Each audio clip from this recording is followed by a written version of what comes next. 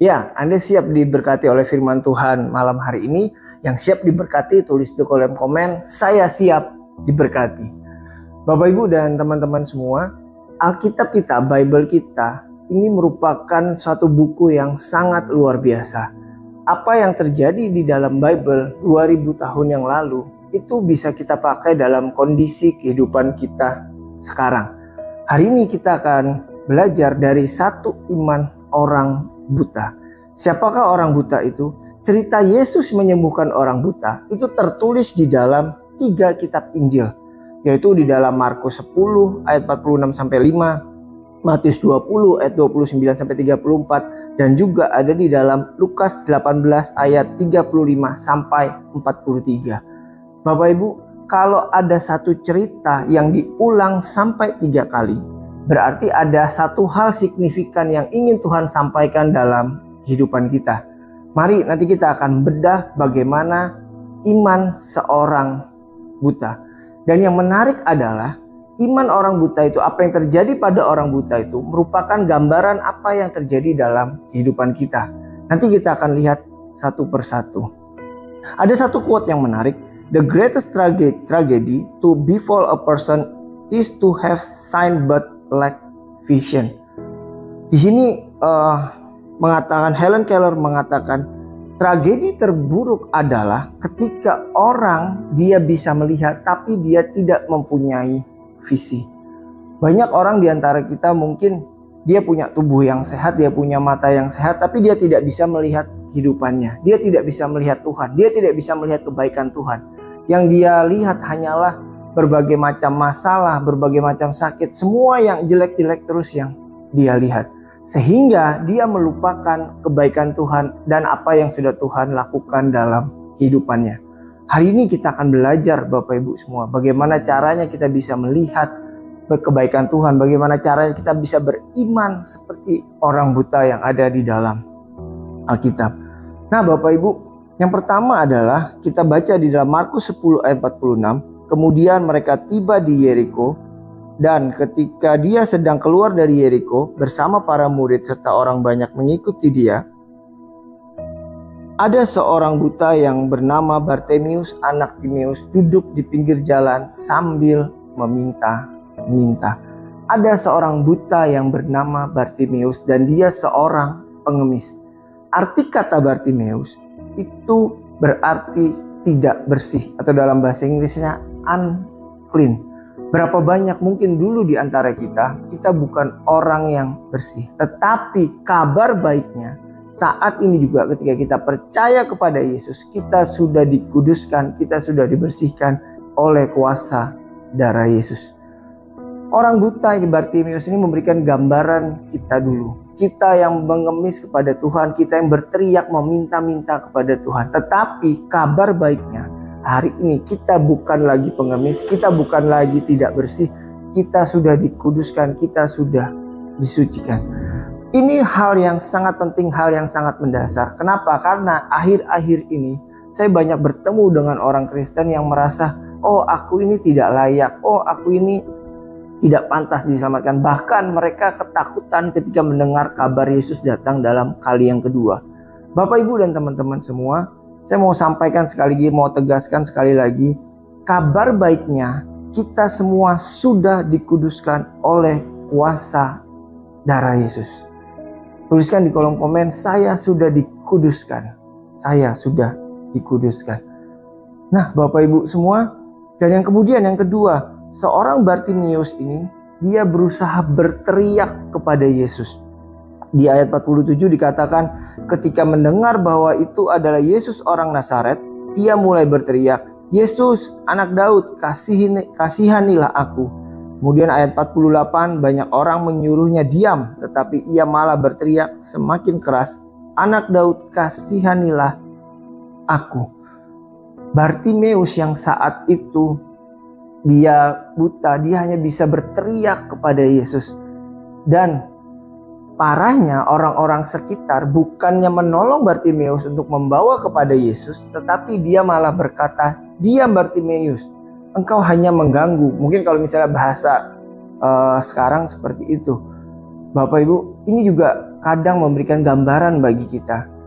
Ketika kita sudah mengenal Tuhan, kita sudah yakin dikuduskan, kita sudah melakukan yang terbaik bagi Tuhan, ketika kita sudah meminta kepada Tuhan, mungkin saat ini kita dalam pergumulan, saat ini kita dalam sakit penyakit, kita berdoa, kita berteriak kepada Tuhan.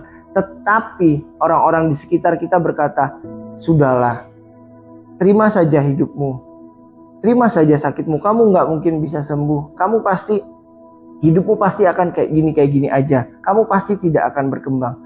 Kadang orang di sekeliling kita mengatakan hal-hal negatif kepada kita. Tetapi Bapak Ibu, apa yang dilakukan oleh Bartimeus? Ia semakin keras berteriak.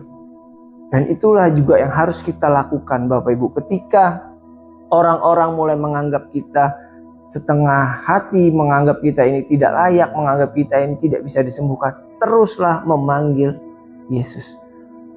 Kabar baiknya adalah Yesus itu sekarang tinggal di dalam kita. Bartimeus dulu 2000 tahun yang lalu, ketika dia mau bertemu Yesus, dia harus berlari, dia harus berteriak. Sekarang kabar baiknya, kita tinggal duduk diam seperti yang kita lakukan hari ini. Mungkin nanti setelah acara ini Bapak Ibu bisa lakukan saat teduh. Cari Tuhan, panggil nama Tuhan sampai Bapak Ibu menemukan kedamaian. Jangan pernah mau diintimidasi oleh kata-kata sekitar kita. Orang-orang mungkin berkata negatif, tetapi teruslah tinggal diam di dalam hadirat Tuhan. Kemudian setelah dia berteriak, maka Yesus pun berdiri Bapak Ibu. Maka Yesus berdiri dan berkata, panggillah dia. Mereka memanggil orang buta itu, katanya, tenanglah, bangunlah, dia memanggil engkau. Bapak Ibu, saudara dan teman-teman semua, saya kembali mengingatkan, Tuhan Yesus mau menolong kita. Pertanyaannya bukan dia mau atau mampu. Enggak, dia pasti mau, dia pasti mampu. Tinggal bagaimana caranya kita bersabar, kita menunggu, kita melakukan yang terbaik supaya Tuhan segera melakukan yang terbaik dalam kehidupan kita. Ini kabar sukacita bagi Bartimeus. Dia orang yang buta, dia sudah berteriak, tetapi justru Yesuslah yang memanggil dia. Logikanya seperti ini Bapak Ibu. Ketika suatu saat kita dipanggil presiden, itu kan pasti sangat luar biasa. Kita pasti menyiapkan segalanya, kita pasti melakukan yang terbaik. Nah, sama Bapak Ibu dan teman-teman semua, ketika Yesus sudah memanggil kita, Sang Raja di atas segala raja memanggil kita. Saya yakin dan percaya segala pergumulan, segala kondisi apapun yang kita alami pasti bisa kita lalui bersama Yesus. Dan yang terakhir, kemudian Yesus berkata kepadanya di ayat 51, apakah yang engkau inginkan untuk aku lakukan bagimu? Orang itu berkata, Rabuni, supaya aku dapat melihat. Kemudian ayat 52, pergilah, imanmu telah menyelamatkanmu. Seketika itu juga ia dapat melihat, lalu mengikut Yesus sepanjang perjalanan. Nah, Bapak Ibu semua, Yesus bertanya kepada Bartimeus, apa yang ingin dia dapatkan. Bapak Ibu, mari kita berpikir sebentar. Kita mencoba membayangkan kondisi saat itu. Ada orang buta, dan yang dia tahu, ya Yesus ini seorang penyembuh, seorang yang bisa melakukan mujizat. Kok Yesus masih bertanya, Bapak Ibu? Kok masih nanya, Bartimeus, kamu mau apa? Itu kan lucu sekali. Logikanya adalah kalau orang buta datang kepada orang pemberi mujizat, otomatis yang dia cari adalah ingin melihat dong, gak usah ditanya. Tapi kenapa kok Yesus bertanya? Yesus bertanya, dia ingin melihat imannya dari Bartimeus. Nah, itu juga bisa kita kondisikan dalam kehidupan kita. Tuhan ingin kita memperkatakan iman kita. Tuhan ingin melihat apa yang ingin Tuhan lakukan dalam kehidupan kita. Kalau Bapak Ibu ingin kesembuhan, katakan, Tuhan, aku ingin sembuh. Kalau Bapak Ibu ingin melepaskan pergumulan, katakan, Tuhan, pergumulanku seperti ini, tolong bebaskan aku. Itulah Bapak Ibu yang ingin Tuhan lakukan dalam kehidupan kita. Kita sudah dikuduskan, kita sudah Tuhan sudah memanggil kita dan bahkan sudah Tuhan bertanya kepada kehidupan kita, apa yang ingin aku lakukan?